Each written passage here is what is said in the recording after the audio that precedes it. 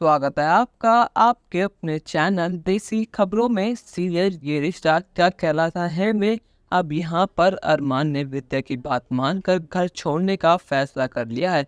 अब यहाँ पर सभी घर वाले विद्या को समझाते हैं कि तुम कितनी बड़ी गलती कर रही हो। अगर अरमान ने घर छोड़ दिया, वो भी हमेशा हमेशा के लिए, तो ये परिवार बिखर जाएगा।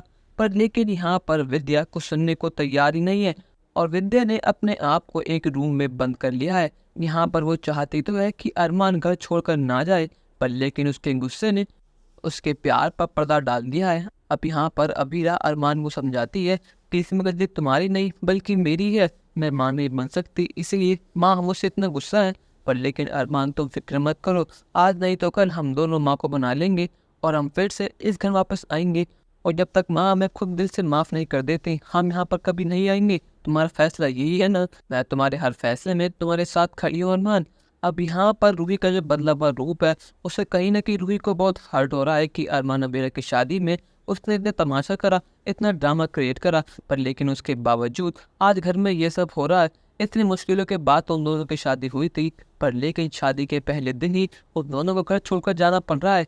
अब यहाँ पर रूही अबीरा के पास जाती है और अबीरा को गले से लगाती है। वो कहती है कि अबीरा सब चीज़ें भूल जाओ, अभी मैं तुम्हारी बड़ी बहन की तरह तुमसे बात करने के लिए आई हूँ।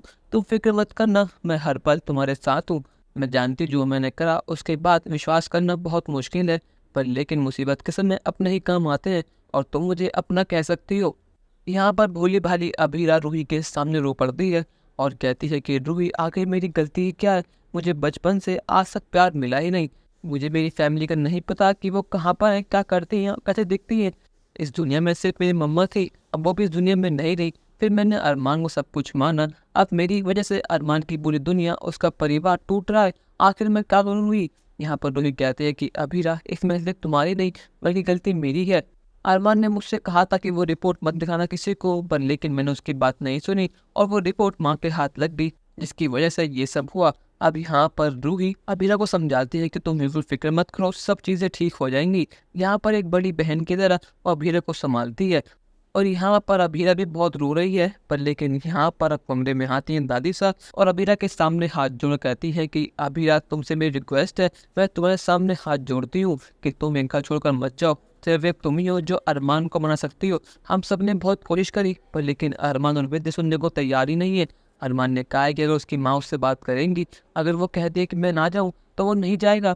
पर लेकिन विद्या सुनने को तैयार ही नहीं है। तुम्हारे अलावा अरमान किसी की नहीं सुनेगा। यहाँ पर अरमान भी उनके पीछे पीछे आ गया है और कहता कि दादी साहब आप ही क्या कर रही हैं, मैंने आपसे कहा ना कि मैं घर छोड़कर अभी के भी जा रहा हूँ। और मुझे पूरा यकीन है कि अबीरा मेरे साथ जाएगी और चाहे अबीरा या फिर कोई और, मेरा फैसला नहीं बदल पाएगा सिवाय माँ के। अब क्या यहाँ पर विद्या का दिल पिघल पाएगा या फिर नहीं, या फिर अरमान अबीरा को हमेशा हमेशा के लिए ये घर छोड़ना होगा। अपनी राय हमें कमेंट सेक्शन में ज़रूर बताइएगा और चैनल को अब तक नहीं किया सब्सक्राइब तो कर लीजिए। धन्यवाद।